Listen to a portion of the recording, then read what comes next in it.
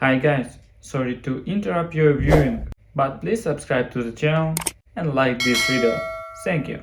I had spent my entire life playing second to my younger brother, always the afterthought, always the one expected to sacrifice, always the one who had to be patient and understanding while Jake got away with things that would have had me grounded for a year. It was just how things had always been in our family. Jake was the golden boy, the one who could do no wrong, the one my mother fawned over and defended no matter what. I had accepted a long time ago that fairness wasn't a concept that existed in our household, but I had hoped, just for once, that on my wedding day, I wouldn't have to be reminded of it. I had hoped, foolishly, that this would be the one day that wasn't about him.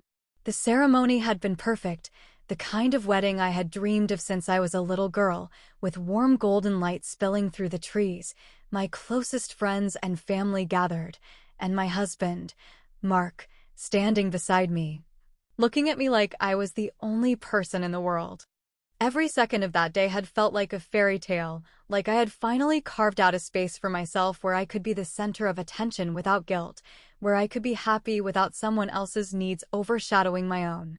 But then, of course, my mother found a way to remind me that nothing had really changed. It happened at the reception, right as I was settling into the kind of blissful happiness that makes you forget the rest of the world exists. I was standing near the gift table, laughing with Mark, holding a glass of champagne, feeling weightless in a way I hadn't in years. That's when my mother, Linda, strolled up beside me, a smug little smirk on her lips, the kind of look she always wore when she knew she was about to say something that would ruin my mood but didn't particularly care. She leaned in close, lowering her voice just enough that only I could hear her, her tone dripping with the same condescending sweetness she had perfected over the years. "Oh, honey, I meant to tell you earlier," she said, swirling the wine in her glass as if this was just casual small talk. "We ended up using some of your wedding gift money to pay for Jake's trip. You know how hard he's been working. He really deserved a vacation." I felt my entire body go still, my fingers tightening around the delicate stem of my glass, my breath catching in my throat as her words settled over me like a heavy, suffocating weight. I turned to look at her, blinking slowly, waiting for her to say she was joking, waiting for the punchline, waiting for anything that would make this moment make sense. But all I saw was that smirk, that casual indifference, that quiet expectation that I would, as always, simply accept whatever selfish decision she had made. "You what?" My voice came out quiet, controlled, dangerously even. Linda let out a little laugh, shaking her head as if I was overreacting, as if what she had just admitted to wasn't a betrayal of the highest order. "Oh, don't be so dramatic," she said, waving a dismissive hand. "You don't really need all that money, and Jake's been under so much stress lately. This trip is exactly what he needed." I could barely process the words coming out of her mouth, barely comprehend the sheer audacity of it, the blatant disregard for me, for my wedding, for the fact that people had given me that money as a way to start my new life. My heart pounded in my ears, my face growing hot with a mix of rage and humiliation, the sick realization settling in that she had done this without a second thought, without ever considering how I might feel about it. I looked at Mark, half expecting to see that same look of disappointment I had gotten so used to wearing myself, half expecting him to shake his head and tell me to just let it go like I always did. But instead, he just chuckled, a quiet, almost amused sound, and when he turned to face Linda, there was something in his expression that made the hairs on the back of my neck stand up. "Good thing," he said slowly, his voice calm, almost too calm. "We had a backup plan." Linda's smirk faltered, just slightly, just enough for me to see the first flicker of uncertainty in her eyes. I glanced at Mark, my heart still racing, my hands still trembling with the force of holding back everything I wanted to say. "Mark," I said carefully, "what did you do?" He reached into the inner pocket of his suit jacket, pulled out an envelope, and held it out toward my mother, his expression unreadable. "Go ahead, Linda," he said, tilting his head slightly. "Open it." And for the first time that night, my mother, so smug, so sure of herself, actually hesitated. Mark held out the envelope, his expression unreadable, his posture relaxed in a way that made it painfully obvious that whatever was inside, he already knew exactly how my mother was going to react to it. Linda, still wearing that smug little smirk, hesitated for the briefest second before taking it from him, her fingers curling around the edges like she already sensed that whatever was inside wasn't going to be in her favor. I watched as she slowly peeled it open, slipping out the stack of papers with a casualness that didn't match the growing tension in the air, her confidence still intact but wobbling ever so slightly. The moment her eyes landed on the first page, I saw it. The exact second her smirk dropped, the blood drained from her face, and her breath caught in her throat. Her fingers trembled just slightly, her lips parting as if she wanted to say something, but no words came out. I had never seen my mother look shocked before. She was a woman who always held the upper hand, always dictated the rules, always walked into any situation with the assumption that she was in control. But in that moment, standing under the twinkling reception lights, surrounded by our wedding guests, she looked like someone who had just been blindsided, someone who had never even considered the possibility that she might not be the one holding all the power.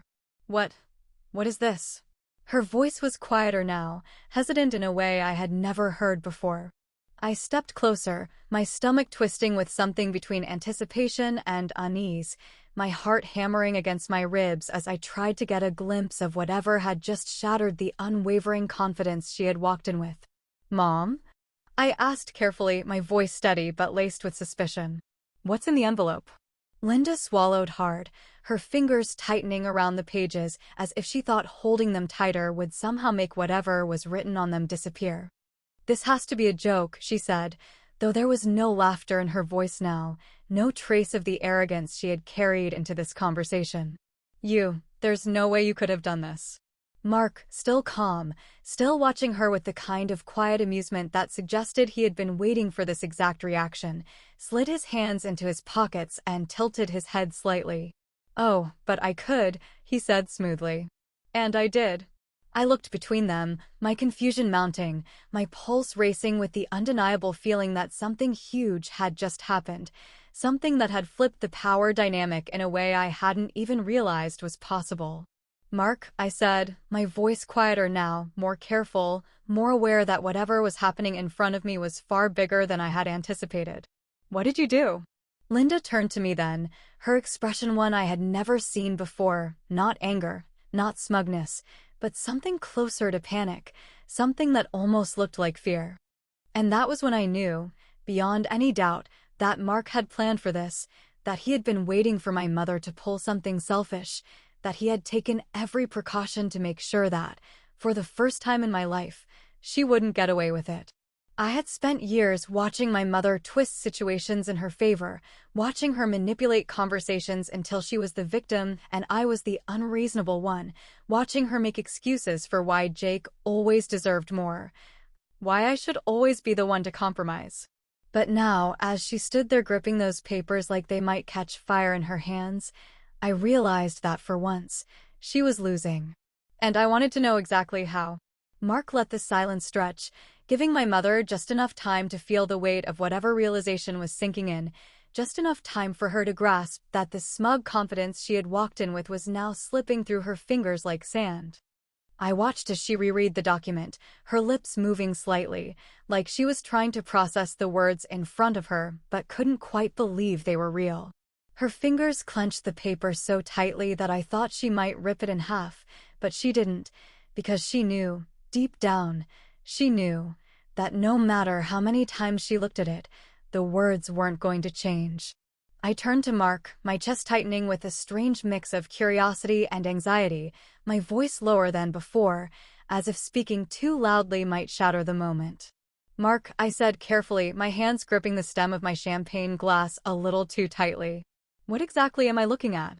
He took his time, slipping his hands into his pockets, exhaling slowly, letting my mother stew in her growing panic before finally speaking.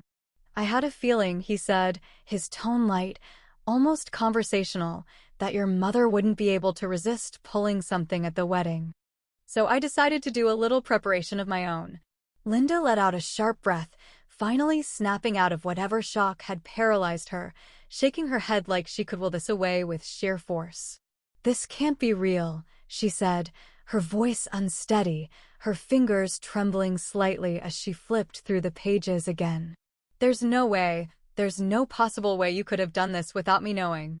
Mark chuckled, the sound low and satisfied, like he had been waiting for this exact reaction. "Oh, but we did," he said, tilting his head slightly. "And not only did we did it months ago." I felt my stomach flip, my mind racing through every possibility, every potential scenario that could make my mother this visibly shaken. "Mark," I said again, my voice more insistent now, "what is in that envelope?" He turned to me then, his expression softening, but there was something else beneath it too, something colder, something calculated, something that told me he had been planning this for a long time. "It's a legal document," he said, his voice steady, measured. "It officially transfers the beneficiary of your grandfather's trust fund from your mother to you." I blinked, my breath catching in my throat, my fingers going numb against the glass in my hand. "Wait, what?" Linda's head snapped up, her eyes wild now, desperation creeping into her expression as she finally grasped just how badly this night had turned against her. "That's impossible," she hissed, shaking her head, her grip on the papers tightening as if she could physically hold onto the control she was losing. "That money was mine. Your grandfather left it to me." Mark didn't even flinch, didn't let her anger faze him, just kept his voice calm and even, like he was explaining something mundane. "Actually," he said smoothly, "your grandfather left it in a trust, and the trustee, your uncle, if I recall correctly, has the right to change the beneficiary under certain circumstances." Linda's mouth opened slightly, then closed again, her mind working overtime to find a way to spin this in her favor. But she couldn't, because the truth was right there in black and white, staring back at her, undeniable and absolute. I finally found my voice, though it came out quieter than I expected. "Mark," I said, still struggling to wrap my mind around what was happening. "You knew she was going to pull something, didn't you?" His gaze softened slightly as he looked at me, but his voice remained firm. "I knew she'd never let you have a moment that wasn't about her or Jake," he admitted. "And I wasn't about to let her keep walking all over you, especially not on our wedding day." I swallowed hard, my throat suddenly tight with a wave of emotions I wasn't sure how to process. Gratitude, shock, anger, satisfaction, all tangled together into something that made my chest ache. Linda, however, had no such hesitation. She stepped forward, eyes narrowing, her voice dropping into that low, biting tone she always used when she felt backed into a corner. "You think this is funny?" she seethed, glaring at Mark as if she could will him into undoing whatever he had done. "You think this is some kind of joke? Do you have any idea what you've done?" Mark raised an eyebrow, completely unfazed. "Oh, I know exactly what I've done," he said smoothly.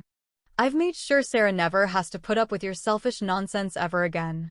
My mother's face was now a shade somewhere between red and ghostly pale, her breath coming in short, clipped bursts, like she couldn't decide if she wanted to scream or faint. I should have felt guilty. I should have felt something close to remorse, knowing that my mother had just had something she thought was hers ripped out from under her. But as I watched her struggle to process the fact that, for the first time in her life, she wasn't the one calling the shots, I didn't feel guilty at all. For the first time, I felt free. My phone buzzed in my hand, and when I looked down, I saw Jake's name flash across the screen. A single message, short and to the point, his usual cocky bravado replaced by something I had never seen from him before. "What the hell just happened?" I smiled, just slightly, just enough for Mark to notice. "Oh," I murmured, slipping my phone back into my pocket, my heart pounding in a way that wasn't fear, but something else, something close to exhilaration. The real fun is just getting started. I barely had time to process what had just happened before my phone buzzed again, this time with a call instead of a text, Jake's name flashing across the screen like a warning sign I had been ignoring my entire life. I let it ring for a few seconds, staring at it, debating whether I even wanted to hear what he had to say, already knowing that whatever came out of his mouth was going to be self-serving, entitled. and dripping with the kind of outrage only a man who had never faced consequences could muster. Before I could decide, the phone stopped ringing, only for another message to appear immediately after, this one longer, messier, more unhinged than the last. Are you ***ing kidding me, Sarah? What did you do? Mom just called me freaking out, and I swear to God, if you screwed me out of that money, I will never forgive you. I read the words once, then again, letting the sheer audacity of them sink in. That money. Screwed me out of that money. As if it had ever belonged to him, as if he had somehow earned it, as if he hadn't spent his entire life coasting on other people's sacrifices, expecting the world to hand him whatever he wanted without question. Mark, who had been watching me closely, leaned in slightly, his voice low enough that only I could hear. I take it Jake just found out? I let out a slow breath, locking my phone and slipping it into my pocket, shaking my head as I fought the urge to laugh at the sheer absurdity of it all. Oh, yeah, I muttered, still processing the reality of the situation, still trying to come to terms with the fact that, for once, I was the one holding the power instead of them. And he's not happy. It didn't take long for that unhappiness to arrive in person. I was standing near the bar, still reeling from the emotional whiplash of the last 15 minutes, when I heard a sharp, familiar voice cutting through the hum of conversation, laced with the kind of entitled fury that only Jake could summon on command. Are you serious right now? I turned just in time to see him storming toward me, his suit slightly disheveled, his tie already loosened, his expression somewhere between incredulous and outright livid. Behind him, I spotted my mother trailing close behind, her face still pale, her hands wringing together like she was preparing to put on the performance of her life. Oh good, I murmured under my breath, crossing my arms as I prepared for the inevitable spectacle. Here comes the meltdown. Jake didn't even slow down when he reached me, just threw his hands up in exasperation, his face contorted in pure, unfiltered outrage. What the hell is wrong with you? He demanded, his voice sharp, loud enough that a few guests turned their heads, sensing the brewing drama. Do you seriously think you deserve that money more than me? I felt my eyebrows raise, the sheer gall of his words almost impressive in its arrogance. Excuse me? I said, tilting my head slightly. Since when was it your money, Jake? His jaw clenched, his hands tightening into fists at his sides as if he was physically restraining himself from throwing a tantrum on the spot. Since always, he snapped, his voice rising with every word. Mom told me I'd be taken care of when Grandpa's trust was released. She promised me I wouldn't have to worry about it, and now you're telling me that it's suddenly yours? I didn't even get a chance to respond before Linda stepped forward, her hands outstretched, her voice already shifting into that sickly sweet, patronizing tone she always used when she wanted me to feel like I was the unreasonable one. Sarah, she said, giving me a look that was equal parts pitying and manipulative, I know this seems unfair, but you have to understand, your brother has always counted on that money being there for him. I let out a sharp, humorless laugh, shaking my head as I looked between them, unable to believe the sheer entitlement I was witnessing in real time. He's counted on it? I repeated, my voice dripping with disbelief. Mom, do you hear yourself right now? You stole my wedding gift money and gave it to Jake because he deserved a vacation, and now you're trying to guilt-trip me because he was expecting more. Linda sighed, shaking her head like I was a child throwing an unnecessary fit over something trivial. Sweetheart, you have to understand. Jake has always struggled more than you. No, I cut her off, my voice sharp, unwavering, for the first time refusing to let her steamroll me into submission. I have always struggled because of you putting Jake first. Every single time there was a choice to be made, you always picked him. Every time I needed help, you told me I was strong enough to handle it on my own, but when he needed help, you moved mountains to make sure he never had to lift a damn finger. Linda's lips parted slightly, like she had been caught off guard, like she hadn't expected me to push back, but before she could launch into whatever speech she had prepared, I turned to Jake, my pulse pounding, my patience completely gone. You want to talk about fairness? I said, my voice clear, carrying over the murmurs of the wedding guests who were definitely listening now.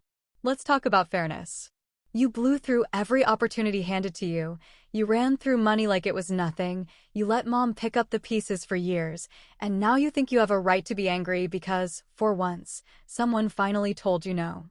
Jake's face was burning red, his hands still clenched at his sides. But he didn't say anything, because for once, he didn't have an argument that would let him weasel his way out of accountability. Linda, however, wasn't ready to admit defeat. "Sarah," she said, her voice softening again, like she still thought she could manipulate me into backing down. "Family is about sacrifice. You owe your brother for everything we've done for you." I felt my chest tighten, my stomach twisting with something I couldn't quite name: rage, resentment, maybe even grief for the mother I had always wished I had but never did. But I refused to let that stop me.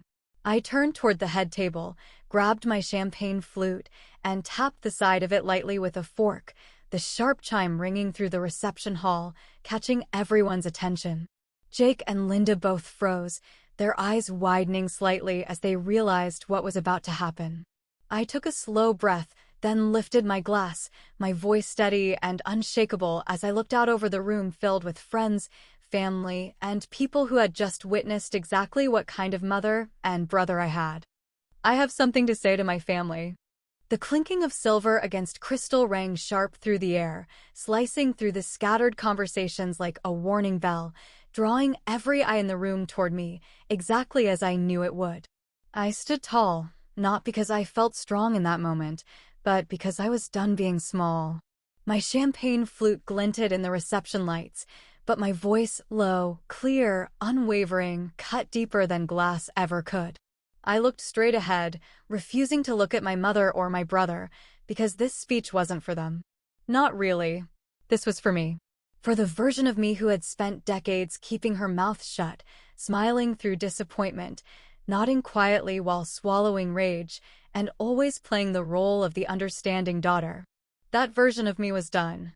"I'd like to take a moment," I began, voice steady despite the adrenaline pounding in my chest, "to thank everyone here who came to celebrate Mark and me tonight. Your love, your support, it means the world to us. Truly. We are so lucky to be surrounded by friends who genuinely show up, who care, who give without keeping score." I paused, letting the weight of those words settle, scanning the room slowly, allowing just enough time for the right people to feel the sting. But I continued, "Tonight has reminded me that not everyone who shares your blood is family. Sometimes, the people who should support you the most will be the first to betray you.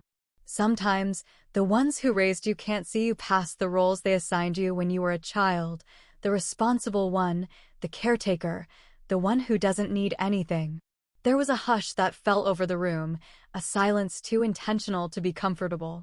A few people shifted in their chairs, already sensing that this was not the kind of wedding toast they were used to hearing. And still, I did not break eye contact with the horizon of faces before me. I've spent my entire life watching one person get handed everything, every second chance, every excuse, every dollar, every ounce of grace, while I was expected to settle, to forgive, to understand. My brother has always had a golden parachute stitched together by our mother's expectations of the rest of us, expectations that never applied to him. Out of the corner of my eye, I saw Jake bristle, shifting his weight and clenching his jaw, but he said nothing. Linda, for once, looked like she'd forgotten how to fake a smile. "Earlier tonight," I went on, "my mother announced, right in the middle of this celebration, that she used some of the money our guests gave Mark and me to pay for my brother's vacation. Because, in her words, he deserved it." She didn't ask. She didn't even feel the need to explain. Because that's how it's always been, me giving and them taking. A low murmur moved through the room like a breeze through dry leaves, people leaning in to whisper, to confirm, to react, and still I stood firm, not flinching, not wavering. "But what my mother didn't know," I said, now turning slightly toward her, my tone still calm but colder than before, "was that my husband and I saw this coming. And we came prepared. The trust my grandfather left behind, the one my mother had her eyes on for years, is now in my name. It was transferred legally, transparently, and permanently. She can't touch it. Neither can Jake. And maybe for the first time, they're learning what it feels like to be denied something they think they're owed. Linda gasped, an audible intake of breath like a cracked porcelain vase finally giving under pressure, but she still didn't speak. Jake looked stunned, mouth slightly open, like he was trying to do the math on how this all unraveled in a single evening. I used to feel guilty about drawing boundaries, I said, taking one final look around the room. But not anymore. Because love without respect is just manipulation in disguise. And family without accountability is just a chain you wear until you have the nerve to break it. The silence that followed wasn't awkward. It was electric. No applause. No laughter. Just a room full of people witnessing the final nail hammered into the coffin of a toxic legacy I was done carrying. I raised my glass. To fresh starts, to choosing peace over performance, and to finally putting yourself first, no matter who it offends. I took a long sip and sat down, not once looking back at my mother or my brother. I didn't have to. I had said everything I needed to say. Later that night, back in the suite with Mark, the tension finally drained from my body in the form of laughter, sharp, unfiltered, cathartic laughter that bubbled up from somewhere deep inside me. We opened a bottle of champagne we'd been saving for the honeymoon and toasted not just to being married, but to finally being free. I sat on the edge of the bed, scrolling through my phone one last time before doing what I'd been thinking about all day. First, I blocked my mother's number. Then Jake's. After that, I opened the family group chat, stared at the years of empty birthday messages and one-sided congratulations, and deleted the whole thread. The room was quiet, but inside, I felt a roar of peace I hadn't known was possible. Because this wasn't just a wedding. This was a funeral for the version of me who kept swallowing her anger and smiling through betrayal. This was my final goodbye,